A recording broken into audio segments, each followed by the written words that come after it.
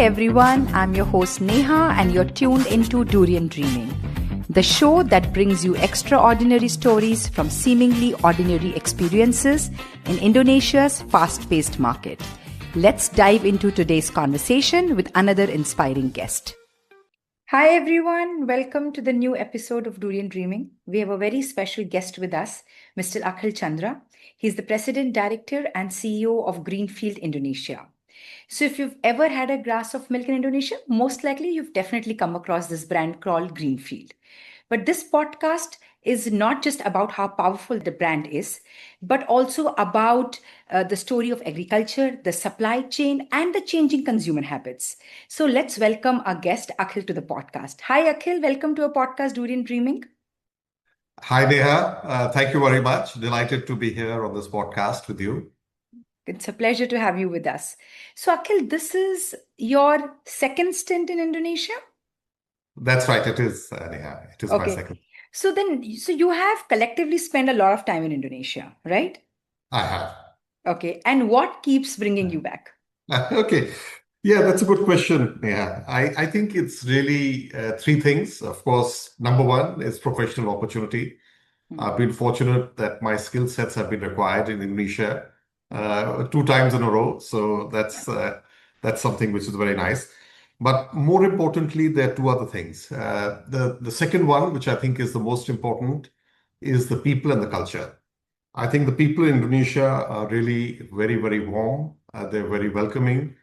And really the culture makes you very comfortable. And the third bit would be really, I think some of my hobbies. I enjoy scuba diving. I enjoy golf. And Indonesia is fantastic for both of those. Oh, wonderful. And how did your leadership style have to change to adapt to Indonesia?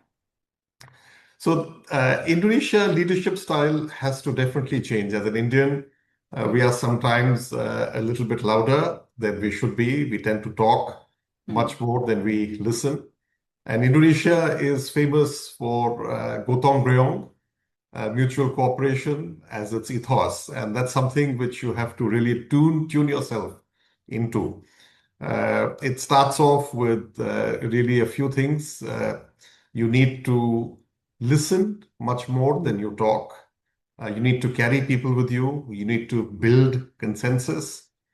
So those are the bits that you have to be very, very mindful that you need to do. I mean, small example of Indonesia's spirit of community is the Wi-Fi. Right? It's not called a selfie here, it's called a Wi-Fi. And there's a good reason for that. That plays to Indonesia's spirit of community. So those are the changes you need to make where you have to build consensus and take people along. Okay. So how big is Greenfield in Indonesia? We are the market leader in fresh, and we are now becoming an increasingly dominant player in the UHT category. And of course, in dairy, we not only play in milk, but we also operate in cheese and in yogurt. I think the thing that really sets us apart is the fact that we are a fully integrated grass to glass company operating two mega farms in this country. So when it comes to running large scale integrated dairy farms, I think it would not be incorrect to say that Greenfields is the McKinsey of large scale dairy farming in this country. Okay. But the per capita milk consumption in Indonesia is far lower compared to most parts of the world. So if you look at Japan, Europe, India, why don't Indonesians drink more milk? And what will it take to change that habit? Right. So I would say that probably the single biggest reason why people don't drink enough milk is habit. It starts with habit almost, right? Okay. Milk has not been an industry which has been here very long. Traditionally, milk in Indonesia was consumed only by young kids.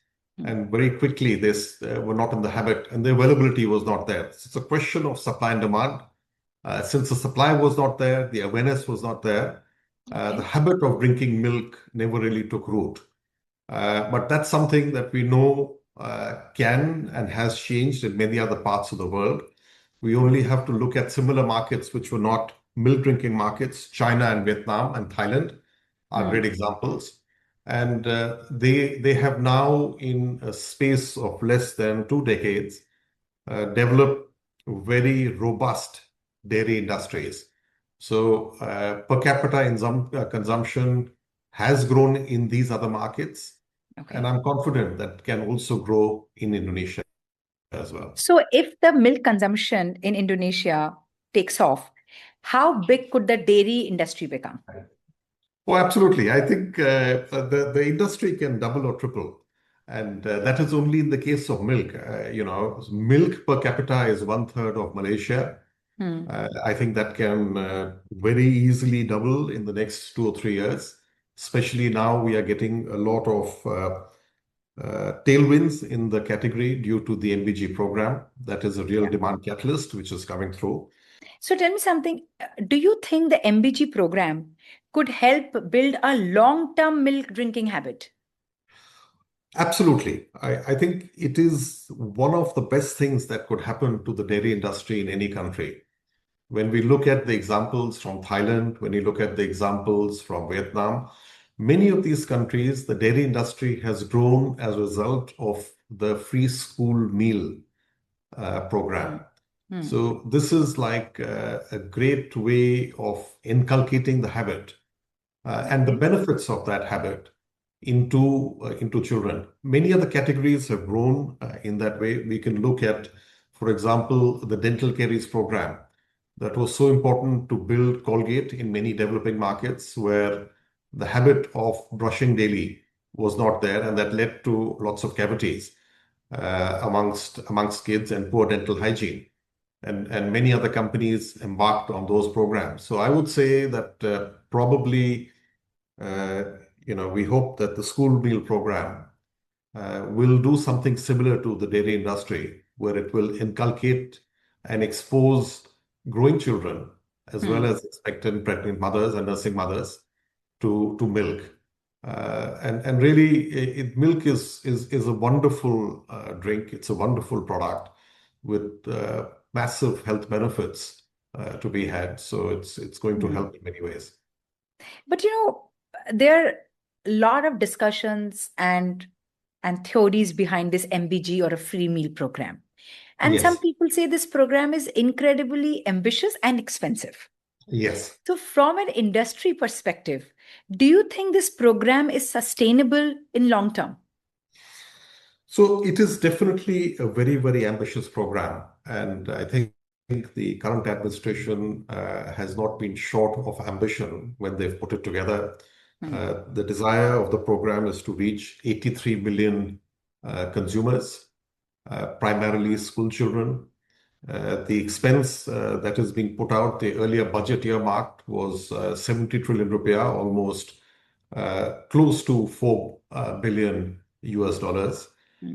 We hear that that budget will be significantly increased, and that is just showing how much commitment there is behind the program. Of course, while putting up a program of this scale, there are many other expenses involved. Hmm. And how the spending is done and how the programs are administered is a very critical part of making the program successful. Uh, Now, I don't want to go into the funding and the fiscal aspects of that program. Hmm. That is really beyond my specialty of knowledge uh, Okay. in terms of how government finances work. But I would think that the program is really very, very good for the dairy industry. So, from an industry point of view, we welcome it, and we hope that the program is something that will stay well beyond the administration, or well beyond the tenure of the current administration, Hmm. because to really meet the demand that this program is creating means that very long-term investments have to be made. And typically, a type of farms that we operate will have a 10 to 12-year payback horizon. Okay. And therefore, it's very important for the milk industry to really develop that the program sustains, beyond the tenure of the current administration. Okay. So, you talked about the demand and supply situation here. So, if Mhm. there's less demand, there is less supply. Right. Then you talked about the MBG program and how if milk becomes a part of it, it can boost the consumption of the dairy industry. But Yes. why Indonesia still imports milk? Well, Indonesia still imports milk because we don't have enough cows. It's very simple, right? You don't have a robust dairy industry, and it's a chicken and egg situation. Typically, we can keep on saying, well, what's the problem? The problem is you don't have the cows because you don't have the demand, and you don't have the demand because you don't have the cows. Equally, we've seen that in many markets, supply creates demand. Hmm. And in this particular case, not having enough cows has been the problem. And I think because of that, you don't have enough supply locally, and that's why you have to import milk, mostly powder, which Hmm. is a global commodity. That commodity, like many others, can come in at very low prices. And Hmm. if the industry is not protected adequately, it then discourages the production of local milk because powder can be imported at far lower prices than building Okay. up industry locally. Because, there are many policymakers who are talking about reducing dairy imports. Yes, that's correct. So, what would it realistically take for Indonesia to become self sufficient in dairy? Self-sufficient in dairy, in my opinion, is a long-term goal which requires the government to think through the policy and regulatory framework Hmm. in a lot of detail. Um, in my opinion, the best model for that is to use a combination of public-private collaboration. And on the private side, I think basically what has to be done is that the best model will be a combination of using mega farms like what Greenfields has, Okay. as well as encouraging smallholders, small farmers, because they also have a role to play. So it's a combination of the small and the mega farm, and ensuring a policy framework is in place to encourage growth of both, which should, in my opinion, provide the necessary framework for growth of dairy industry in Indonesia. There are a lot of other problems to boost dairy industry here or milk consumption. One of them is also the cold storage problem or the Yes, refrigerator problem. Now, in cities like Jakarta and Surabaya, maybe not so much. But given Indonesia's archipelago, it is very difficult to move a perishable product like milk from one city to another city. And that's they, correct. yeah. So, how much does cold chain infrastructure limit dairy growth? Yeah. So, firstly, dairy is a big category, and in dairy we have pasteurized fresh milk, which is Mm-hmm. short shelf life, Mm-hmm. but we also have UHT milk. Plus, you have yogurt. In yogurts, we have the true yogurts like we have in India, but we also have ambient yogurts. Plus, of course, there is cheese. So the problem of chilled supply applies only to the fresh component of Okay. dairy. And that fresh portion is a small part of the total milk market. It is less than 10% because 90% of Indonesia drinks UHT milk. That UHT milk is ambient, it is shelf stable, does not require a chilled network. It's only the fresh component, which is of course Greenfield's forte. Our really our prime offering is on the fresh milk.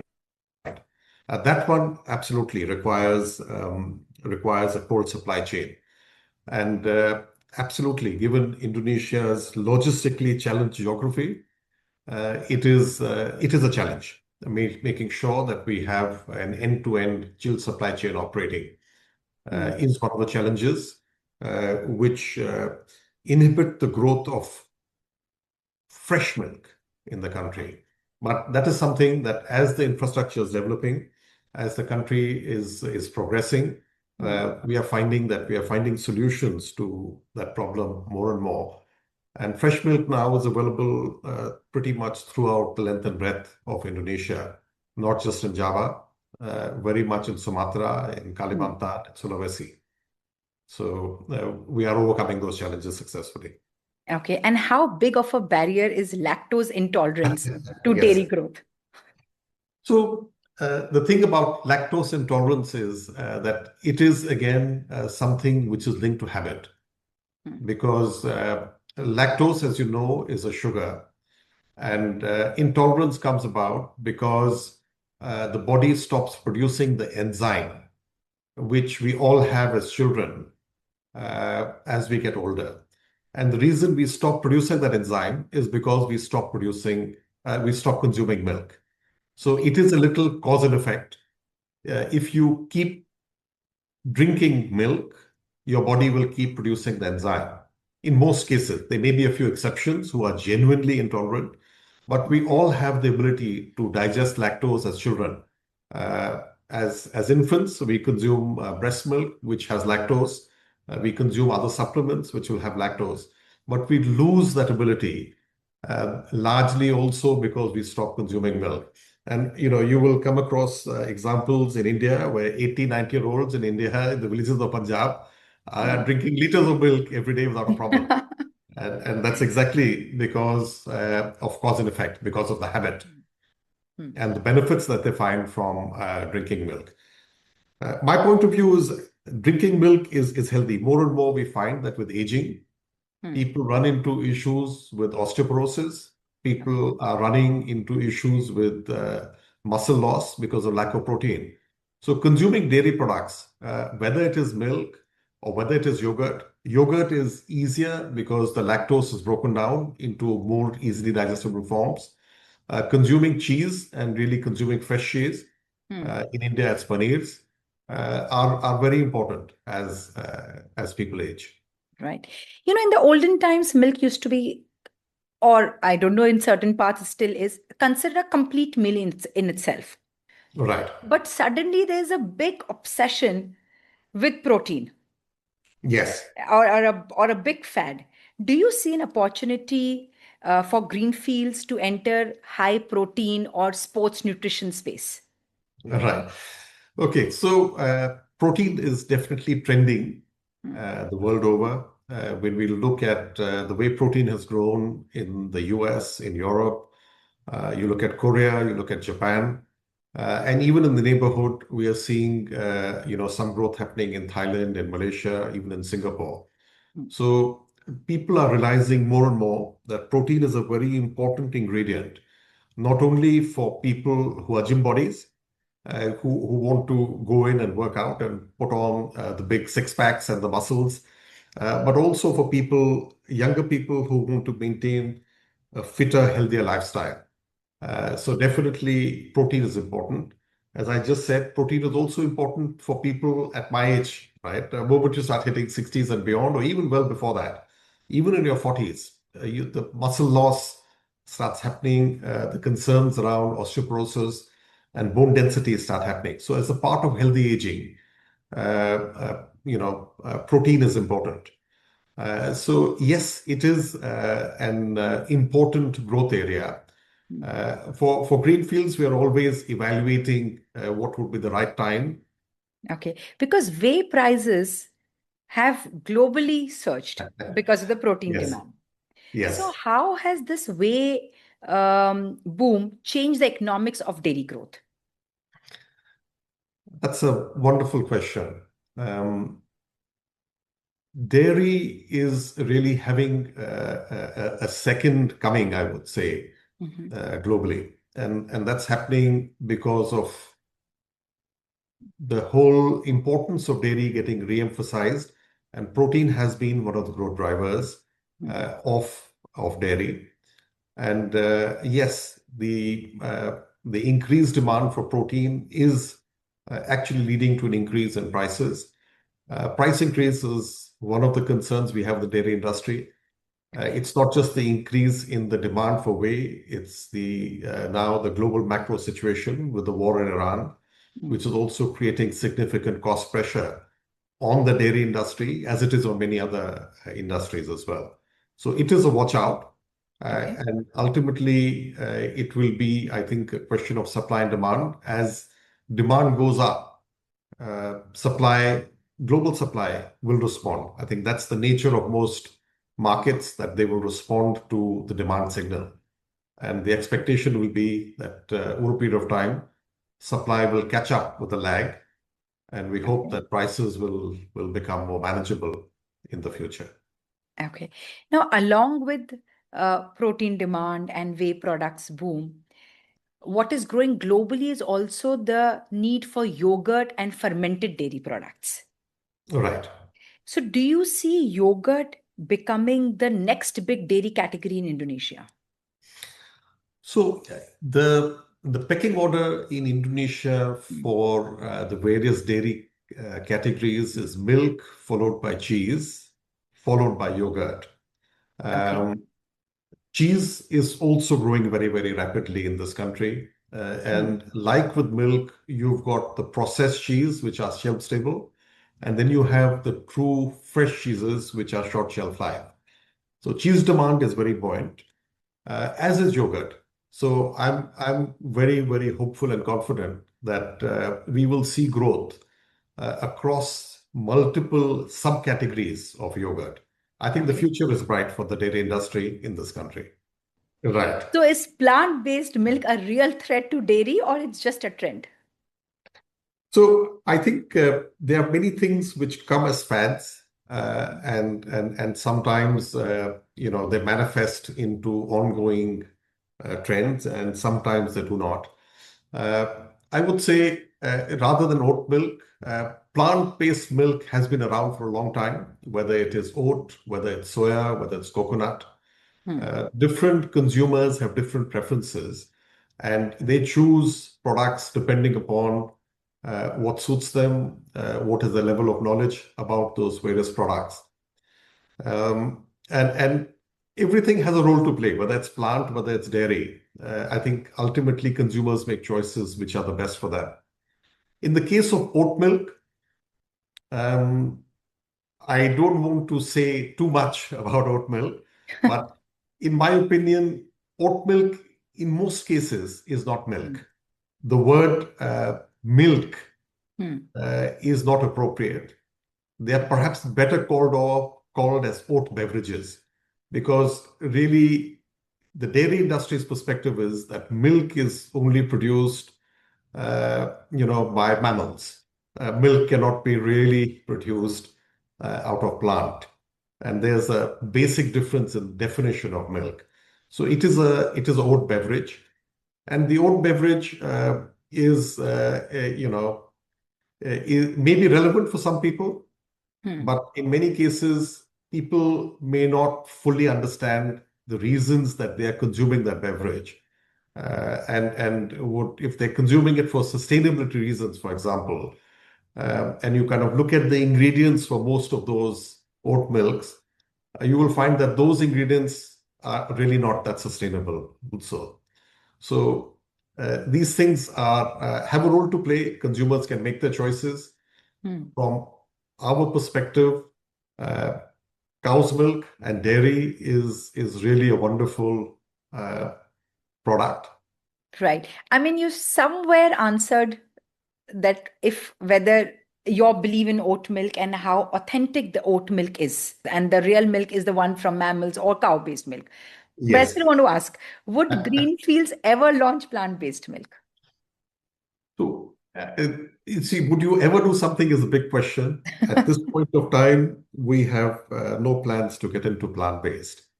Okay. My perspective is almost if you're looking at the label and you have to be, you know, if it's looking like a chemistry class, right, where you have to look at all those ingredients and you Yeah. have all those E numbers and things over there, and you're trying to figure out what the product is.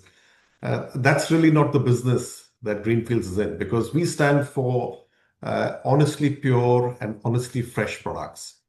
And our marketing campaign is usually pure, usually fresh. And that's what we have really linked to Greenfields.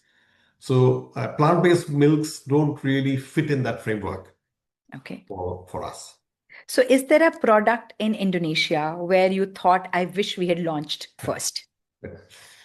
Yeah, there are always products, right? So if you look at any business head, will kind of look at competition and say, hey, perhaps we could have done that. Hmm. Um, if you look at what Greenfields has done, I think the real role we are playing right now is getting consumers to reassess their choices because, when it comes to innovation, in the case of Indonesia, in the case of Greenfields, we think that the scope to grow core milk is so much because unlike many other countries, people are not even consuming the basic product, right? And the basic product is really milk and yogurt and good cheese, right? So in those areas, very much Greenfields is the leader. We are still getting people to appreciate the goodness of fresh milk. So in some ways, we are doing that, and I think we are very happy that we are bringing that goodness and getting consumers to realize, the value of that basic product, a basic fresh milk. Coming to competition, of course, what could we have launched? I think when we look at ambient yogurt, that is there, ambient pouch yogurt, one of our competitors took the lead to, make that offering relevant to consumers in Indonesia, given the geographic challenges of cold supply chain. And they were able to get consumers to appreciate the goodness, most of the goodness of yogurt in that format. I think that's a product that, I wish we could have launched earlier. Yeah. Okay. And who is the most innovative dairy brand in Indonesia? Okay. I would like to believe it's Greenfields. And for reasons, because innovation. So, in a serious way, I would say, sometimes in industry, we overestimate what innovation is all about. Innovation in the case of dairy industry, which is at its very nascent stage, is to get people to appreciate the basic product. We have to grow the category. We have to make sure that people appreciate what it stands for. And therefore, promoting just fresh milk, as opposed to all types of milk, is the role that Greenfields is playing. I would say we are the most innovative because we invested in dairy farming 20 years ago when the whole idea of a mega farm and the cost and the complications of that was simply not on anybody's radar or horizon. So to be able to make, tens of millions or even more than that kind of investment 20 years ago to put up massive mega farms at an altitude of 1,000 meters on top of the mountain, bringing in, big herds of Holstein, and not only Holstein, Jersey cows for the first time, was really groundbreaking. And we continue to lead in that sense. And therefore, innovation to me is not just about going with fads. There are lots of other companies which are doing flavors, which are doing, things which are innovating around the fringes, which may not necessarily build the industry to that extent.